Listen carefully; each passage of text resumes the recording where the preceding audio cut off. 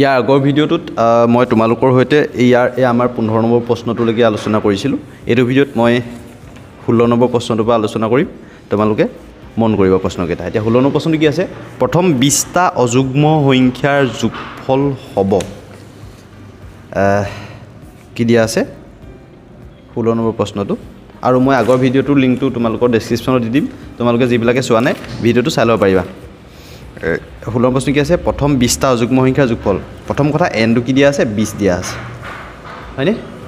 অযুগ্ম সংখ্যাৰ আমাক যোগফল লাগে। অযুগ্ম সংখ্যাবিলাক কোনবিলাক হয়?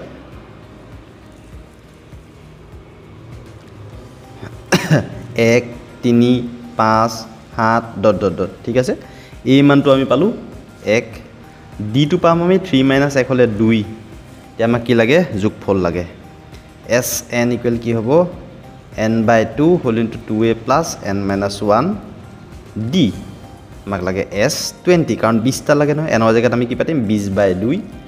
2 ইনটু a জেগাত পাতিম আমি 1 প্লাছ এনৰ জেগাত পাতিম আমি 20 - 1, কাৰণ nটো 20 হয়। ডি ভেলটো পালে পাতিম 2। 2 × 20, 10 হ'লগৈ গৈ 2 × 2 প্লাছ 20 পৰা গ'লে 19 ইনটু 2, 10 2 প্লাছ 38। তোমালোকে ষ্টেপছবিলাক অকণমান স্কিপ কৰিব পাৰিবা যেতিয়া প্ৰেক্টিছ কৰি পিনি তোমালোকে মানে গম পাই যাবা। তেতিয়া 10 ইনটু এইটো পূৰণ কৰিলে আমি পাম 40। কি হ'ব? 400। আনচাৰ হ'ব তোমালোকৰ C2। ঠিক আছে। নেক্সট প্ৰশ্নটো কি আছে? যদি পি বিন্দুটো 5 চেণ্টিমিটাৰ ব্যাসাৰ্ধৰ ঔ কেন্দ্ৰীয় বৃত্তৰ পৰা 13 চেণ্টিমিটাৰ দূৰত থাকে, তেন্তে পিৰ পৰা বৃত্তলৈ টনা স্পৰ্শকডালৰ দৈৰ্ঘ্য হ'ব। চিত্ৰটো মই ইয়াত আঁকি লৈছোঁ। 17 নম্বৰ প্ৰশ্নটো কি দিয়া আছে? যে পি বিন্দুটো, চিত্ৰটো এইটো মই ধৰিলোঁ,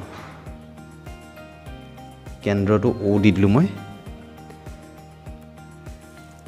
ব্যাসাৰ্ধ 5 চেণ্টিমিটাৰ আছে। প্ৰথম কথা, কেন্দ্ৰৰ পৰা 13 চেণ্টিমিটাৰ দূৰত্বত পি এটা বিন্দু আছে। এইটো 13 চেণ্টিমিটাৰ দূৰত্বত পি এটা বিন্দু আছে। স্পৰ্শকডালৰ দৈৰ্ঘ্য আমাক লাগে। এইটো পি অ' কিউ দি দিলোঁ। পিৰ পৰা স্পৰ্শকডালৰ দৈৰ্ঘ্য। প্ৰথম কথা, এইটোতো 90 ডিগ্ৰী হ'বই, কাৰণ বৃত্তৰ স্পৰ্শকডাল স্পৰ্শবিন্দুৰ মাজে টনা ব্যাসাৰ্ধৰ পথ সদায় কি হয়? লম্ব হয়, হয়নে? 13 চেণ্টিমিটাৰ দূৰত্বত থাকে। স্পৰ্শকডালৰ দৈৰ্ঘ্য লাগে। হ'ল? ইয়াত আমাক কি দিয়া আছে? যিহেতু এম চি কি হয়, পি অ'টো দিয়া আছে 13, অ' কিউটো হ'ব 5, পি কিউটো আমি নাজানো। কোন পি কিউ অ'টো কিমান ডিগ্ৰী হ'ব? 90 ডিগ্ৰী, কাৰণ মই ক'লোৱে নহয় বৃত্তৰ স্পৰ্শকডাল স্পৰ্শবিন্দুৰ মাজে টনা ব্যাসাৰ্ধৰ পথত সদায় লম্ব হয়। গতিকে ত্ৰিভুজ পি অ' কিউৰ পৰা মই কৰি দিয়া উদ্দেশ্যটো হৈছে তোমালোকক কেনেবাকৈ যদি এইটো 2 মাৰ্কছৰ প্ৰশ্ন আহে তেতিয়া তোমালোকে এনেকৈ মানে কৰি দেখাব লাগিব। কিউৰ পৰা পাইথাগোৰাছৰ উপপাদ্য মতে তোমালোকে প্ৰশ্নবিলাক ভালদৰে মন কৰিবা। ইয়াৰ এম চি কিউ থকা প্ৰশ্নবিলাক ভালদৰে মন কৰিবা। টান বুলি তোমালোকে এৰি থৈ নাহিবা। মানে প্ৰশ্নটো ভালদৰে পঢ়ি পিনি বুজিবলৈ চেষ্টা কৰিবা কি কৈছে। উপপাদ্য মতে কি হ'ব? সদায় এডাল স্কুৱাৰ প্লাছ এডাল স্কুৱাৰ কি মানে ইকুৱেল এডাল স্কুৱাৰ। সদায় অতিভুজডাল সদায় ছিংগুলকৈ থাকিব। পি কিউ স্কুৱাৰ প্লাছ অ' কিউ স্কুৱাৰ ইকুৱেল কি হ'ব? পি অ' স্কুৱাৰ। এতিয়া পি কিউডাল আমিতো নাজানো, সেইডাল উলিয়াবলৈ কৰি আছোঁ। অ' কিউডাল দিয়া আছে 5 স্কুৱাৰ, এডাল দিছে 13 square. P Q square equal কি হ'ব? 5 × 5 = 25, 13 × 13 হ'ব 169। পি কিউ স্কুৱাৰ ইকুৱেল কি হ'বগৈ গৈ? 169 - 25 হ'লে হ'ব 144। 9 পৰা 5 গ'লে 4, 6 পৰা 2 গ'লে 4। P Q square equal to P Q equal কি হ'বগৈ গৈ? √144, তাৰমানে কি হ'বগৈ গৈ? 12 চেণ্টিমিটাৰ। অপশ্যন হ'ব তোমালোকৰ ডিটো। নেক্সট প্ৰশ্নটো কি আছে? বাহ, নেক্সট প্ৰশ্নটো কি আছে? এটা সমান্তৰ প্ৰগতিৰ a = 5 দিয়া আছে, d = 3, an = 50, তেন্তে SN ৰ মান হ'ব। চব দিয়াই আছে আৰু কি কি দিয়া আছে? 18 নম্বৰ প্ৰশ্নটো এটো দিয়া আছে 5, ডিটো দিয়া আছে 3, anটো দিয়া আছে anটো দিয়া আছে 50, SN আমাক লাগে। প্ৰথমতে আমি nটো আমি জানিব লাগিব, কাৰণ SNত n/2 একদম প্ৰথমতে, সেইটো কাৰণে আমি anৰ পৰা আমি কি লিখিম? nটো দিলাম a + n - 1 d। anটো 50 পাতি দিলোঁ, a মানটো 5, nটো আমি নাজানো, ডিটো পাতিলোঁ 3, 5টো এইপিনে আনিলোঁ 45 হ'ব ডাইৰেক্ট, কিন্তু দেখাই দিছোঁ আৰু এইটো n - 1 3টো এইপিনে পূৰণ কৰি ল'ব পাৰোঁ 45, 3টো এইপিনে লৈ আহিলে হৰণ হৈ গুচি আহিব n - 1 কি হ'ব 3 × 45 তেতিয়াহ'লে 15 একটো ইপিনে আহিলে প্লাছ 1 হৈ আহিব n ইকুৱেল 16 তেতিয়াহ'লে nটো আমি কি পালোগৈ গৈ 16 আমাক লাগে sn sn ইকুৱেল কি হ'ব n/2 যিহেতু আমাক an দিয়া আছে সেইটো কাৰণে আমি কি লিখিম a + an লিখিম এতিয়া n ৰ জেগাত আমি কি লিখিম 16/2 এই জেগাত আমি লিখিম আমি 5 + an ৰ জেগাত আমি লিখিম আমি 50 হয়নে এতিয়া 2 8 গুণ 16 হ'ল কি কয় 8 পূৰণ 55 হ'ব 8 5 গুণ 44 কৰিছে 8 44 আছে 44 440 হ'ব আনসাৰটো হ'ব d2 নেক্সট প্ৰশ্নটো কি আছে 19 নম্বৰ প্ৰশ্নটো 2712 ডট এপিটো দশম পদটো হ'ব দশম পদটো এই আৰু d2 আমি প্ৰথমতে জানিব লাগিব সমান্তৰ প্ৰগতিটো কি দিয়া আছে আমাক 19 টো 2,7,12 ইয়াত তোমালোকে মন কৰা এইটো দিয়া আছে 2 d2 দিয়া আছে 7 - 2 ইকুৱেল কি হ'ব 5 আমাক কি লাগে দশম পদটো এতেকে দশম পদটো আমি a10 বুলি লিখিম a10 ইকুৱেল কি হ'ব a + 9d এইটো আছে 2 + 9 * d ভ্যালু আছে 5 2 + 9 + 45 হলে কি হ'ব কি 47 অপচন হ'ব তোমালোকৰ C2 নেক্সট দি আছে 6 সেমি বাহু বিশিষ্ট এটা বৰ্গ এটাৰ ভিতৰত বৰ্গটো বাহুক স্পৰ্শ কৰি থকা বৃত্তটোৰ কালি কি দিয়া আছে আমাক 20 টো 6 সেমি বাহু বিশিষ্ট বৰ্গ সদায় প্ৰশ্নটো পঢ়ি পিনি তোমালোকে চিত্ৰটো আঁকি ল'বলৈ চেষ্টা কৰিবা বৰ্গটো বাহু কিমান দিয়া আছে 6 সেমি বিশিষ্ট এটা বৰ্গ এটাৰ ভিতৰত বৰ্গটোৰ বাহু স্পৰ্শ কৰাকৈ বৃত্ত বাহুক স্পৰ্শ কৰিছে এটা বৃত্তই বৃত্তটো মজা হৈছে এইটো বৃত্তটো হ'ল বৰ্গটোৰ বাহুবোৰক স্পৰ্শ কৰা বৃত্তটোৰ কালি এতিয়া চোৱা ইয়াৰ পৰা ইয়ালৈকে 6 তেতিয়াহ'লে ইয়াৰ পৰা ইয়ালৈ কিমান হ'ব 6 হ'ব কাৰণ বৰ্গটোৰ বাহুক স্পৰ্শ কৰিছে নহয় 6 হ'লে তাৰ ব্যাসাৰ্ধ কিমান হ'ব এইটো সদায় ব্যাসাৰ্ধ মন কৰিবা 3 হ'ব আধা হ'ব এডাল যদি 6 হয় এডাল কি হ'ব তাৰ আধা হ'ব 3 সেমি হ'ব তেতিয়াহ'লে তাৰ কালি কি হ'ব পাই r স্কয়াৰ আছিলে পাইটো হ'ব 7/22 হয়নে আৰু rটো আছে 3 স্কয়াৰ পাইটো তোমালোকৰ মানে অপচন কিটা চাই লবা অপচন কিটা পাইটো পাই ভাগে ৰাখি দিছে এটো কাৰণে আমি পাইটো নেপাতোই পাই * 3 স্কয়াৰ 3 * 9 পাই হ'ব 9 পাই সেন্টিমিটাৰ স্কয়াৰ অপচনটো হ'ব কোনটো হ'ব তোমালোকৰ অপচন হ'ব d2 নেক্সট দি আছে কাষৰ চিত্ৰত QPB = 50 ডিগ্ৰী হলে QPB 50 ডিগ্ৰী দিয়া আছে POQ লাগে আমাক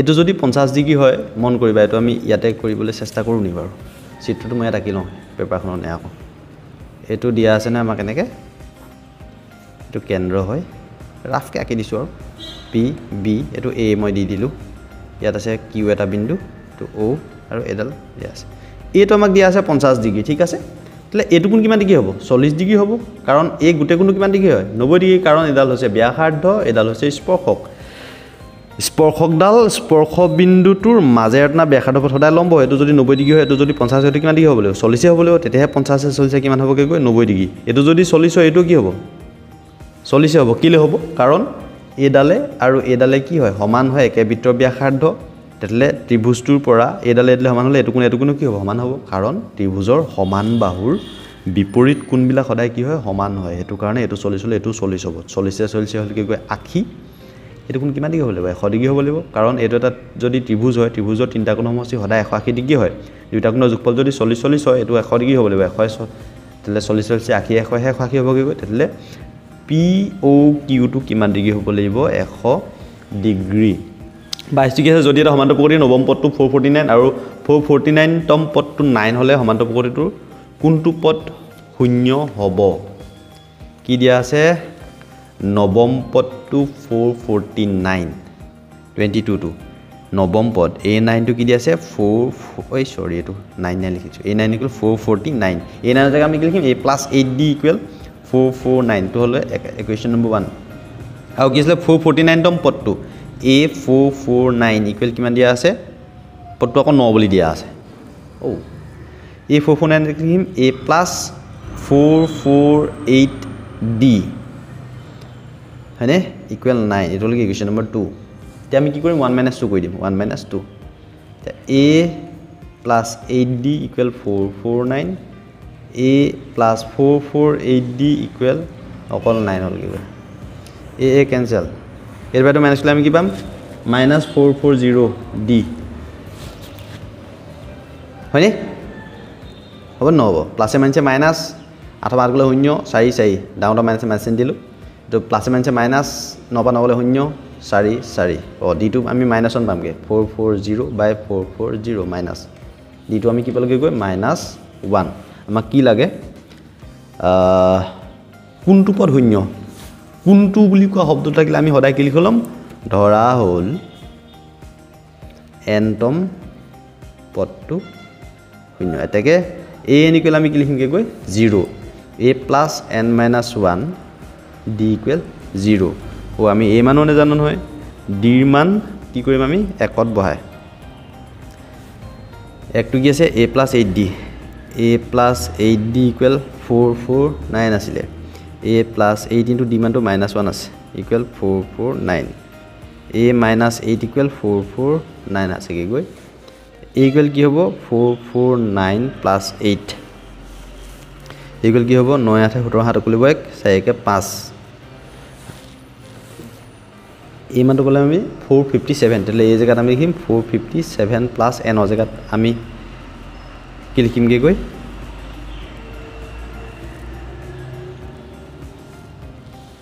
প্রশ্নটো কোনটো আছিল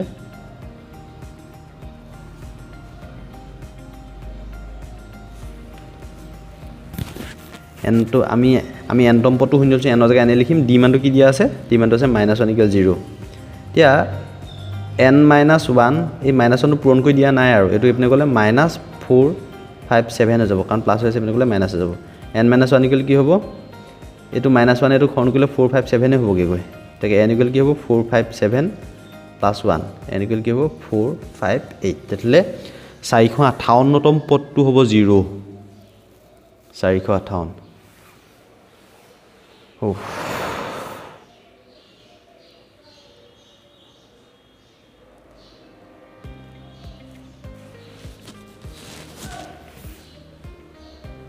এটো 458 হ'ব লিছিলে দেই আনসাৰটো এবাৰ কয়বা চাই লওঁ দেই এটা সমান্তৰবৰ্তী নৱম পদটো 449 a9 equal to 449 দিয়া আছে তেতলে আমি কি লিখিম a plus 8d equal 449 আৰু 449 তম পদটো 9 তেতলে a 449 হলে 9 হলে a plus 448d হয়নে 448d equal 9 হলে 9 5 হলে 8d equal 9 হলগে একৰ পৰা 2 আমি বিয়োগ কৰি দিলো সদায় কি হলগে তেতিয়া এৰিয়ে কেনসেল গল প্লাসে মাইনাসে মাইনাস ডাউনৰ মাইনাস চেঞ্চন নহয় হেতু কাৰণে মাইনাস টো আহিলে 448 by 8d গলে 440d হলগে এটো বাইটো মাইনাস কৰিলে 440 হলগে d মানটো বলে আমি -1 d মান আমি যদি একত বহাই দিও a plus 8 into d value আমি -1 পাতি দিলো মাইনাসে প্লাসে মাইনাস হলগে গৈ হলে 8 ইপনে গলগে প্লাস হৈ গলগে হয়নে a ইকুৱেল কি হ'ব 9 8 17 হাত কলিব 4 কে 5 এটো হলগে 4 457 হলগে a মানটো আমাক কোনটো পদ শূন্য বুলি দিছে নহয় আমি হেতু কাৰণে আমি ধৰা হল n তম পদটো শূন্য বুলি লিখিলো হেতু কাৰণে a n equal 0 a plus n minus 1 d equal 0 a value পালো আমি 457 9 8 17 n মানটো নেজানো n minus 1 d ভ্যালু পালো আমি -1 457 টো ইপনে লৈ আহিলো প্লাস টো ইপনে গলে মাইনাস হলো -457 হলগে গৈ -1 টো ইয়াক আমি হৰণ কৰিলে মাইনাস কেনসেল গুছি যাব তেতে পকল 457 458 এটো হ'ব আনসাৰটো ইয়াৰ নেক্সট কি আছে 23 নম্বৰ প্ৰশ্ন 7 সেন্টিমিটাৰ ব্যাসাৰ্ধৰ এটা বৃত্তচুকৰ কালি কি আছিল 1/4 পাই r স্কয়াৰ 1/4 পাইটো 7 ভাগৰ 22 লিখি দিছো r টো কি আছে 7 * 7 7 সেন্টিমিটাৰ ব্যাসাৰ্ধ বুলি কৈছো নহয় 7 7 কেনসেল গলগে গৈ 2 * 4 2 11 22 কি পালো আমি 2 এটো 5.5 বাৰ গলগে 7 + 5 গলব 3 7 + 7 38.5 অপচন হ'ব তোমালোকৰ এটো C2 নেক্সট কি আছে যদি PA আৰু PB ও কেন্দ্ৰীয় বৃত্ত এটা A আৰু B বিন্দুত স্পৰ্শ হয় তেন্তে APB কে 50 ডিগ্ৰী হলে OAB মান কোন OAB মান হ'ব চিত্ৰটো আমি আঁকি ল'ব লাগিব এটো কি দিয়া আছে যে P আৰু PB ও কেন্দ্ৰীয় বৃত্তটা আঁকি লৈছো মই ইয়াত ও কেন্দ্ৰীয় বৃত্তৰ কি দিয়া আছে পি এ আৰু পি বি এ আৰু বি বিন্দুত দুডাল স্পৰ্শক হয় যেনেকৈ A P B equal 50 degree ইয়াত আছে ধৰি লওক পি বিন্দু পি এ আৰু P B A P B equal কিমান ডিগ্ৰী দিয়া আছে 50 ডিগ্ৰী দিয়া আছে ও এ বি এইটো কোন আমাক লাগে কেনেকৈ কৰিম চাবাচোন আমি যে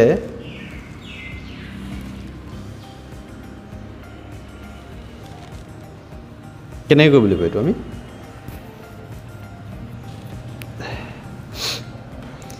এই গোটেই কোণটোতো এনেও হ'ব 90 ডিগ্ৰী আমাক লাগে ও এ বি কোণটো আমাক লাগে এই কোণটো আমাক লাগে হয়নে প্ৰথম কথা এইটো কোণে আৰু এইটো কোণে সমান হয় কাৰণ P A equal P B হয় এটা বহিবিন্দুৰ পৰা বৃত্তলৈ টনা স্পৰ্শকৰ দৈৰ্ঘ্য কি হয় সমান হয় এইটো কাৰণে এইটো কোণে সমান হয় তেতিয়াহ'লে এইটো যদি 50 ডিগ্ৰী হয় আৰু বাকী কিমান ডিগ্ৰী থাকিলে 130 ডিগ্ৰী কাৰণ তেতিয়াহে 180 ডিগ্ৰী হ'বগৈ কাৰণ এ পি বি এটা ত্ৰিভুজ হয় তেতিয়াহ'লে 180 ডিগ্ৰী হোৱাৰ লগে লগে 130 ডিগ্ৰী বাকী থাকিলে তেতিয়াহ'লে এটা কোণত পৰিলে 65 ডিগ্ৰী তেতিয়াহ'লে এইটো কোণ কিমান ডিগ্ৰী পৰিলে কোণ পি এ বিটো পৰিলে 65 ডিগ্ৰী তেতিয়াহ'লে আমাক অ' এ বিটো লাগে তেতিয়াহ'লে কোণ অ' এ বি আমি কি কৰিম 90 মাইনাছ 65 কৰি দিম কিমান পামগৈ 10 5 গ'লে 5 হ'লগৈ 8 5 6 গ'লে 25 ডিগ্ৰী পালোঁ আমি আনচাৰ হ'ব এইটো গম পালা কেনেকৈ কৰিলোঁ এইটো দিলে সমান সেইটো কাৰণে এইটো কোণে সমান তেতিয়াহ'লে দুইটা 65 হ'লেহে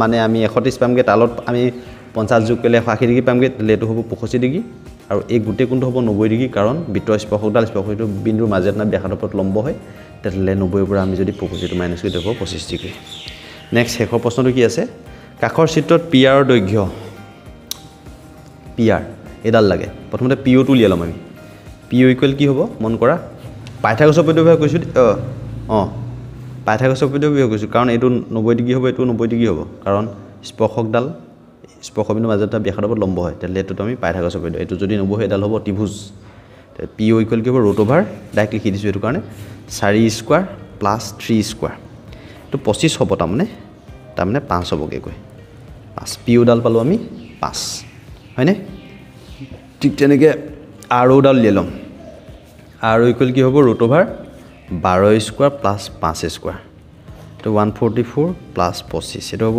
169 তাৰমানে হ'ব 13 আৰ অ'ডাল পালোঁ আমি 13 চেণ্টিমিটাৰ এতিয়া কিউডাল ডেছডাল লাগে প্ৰথম কথা ইয়াৰ পৰা ইয়ালৈকে কিমান হ'ব ইয়াৰ পৰা ইয়ালৈকে হ'ব 3 কাৰণ ব্যাসাৰ্ধটো 3 আছে 3 হ'ব আৰু ইয়াৰ পৰা ইয়ালৈ কিমান হ'ব 5 কাৰণ ব্যাসাৰ্ধ 5 আছে নে 5 নে কিমান হ'ব 8 তে ডেছ ইকুৱেল কিমান আছে 5 নে 8 তেনেকৈ পি আৰ ইকুৱেল আমি কি লিখিম 5 যোগ 13 যোগ 8 কিমান হ'ব 8 9 10 11 পাছে 26 হ'লগৈ গৈ 26 চেণ্টিমিটাৰ অপশ্যন হ'ব ডিটো এইকেইটা আছিলে তোমালোকৰ MCQ কেইটা ধন্যবাদ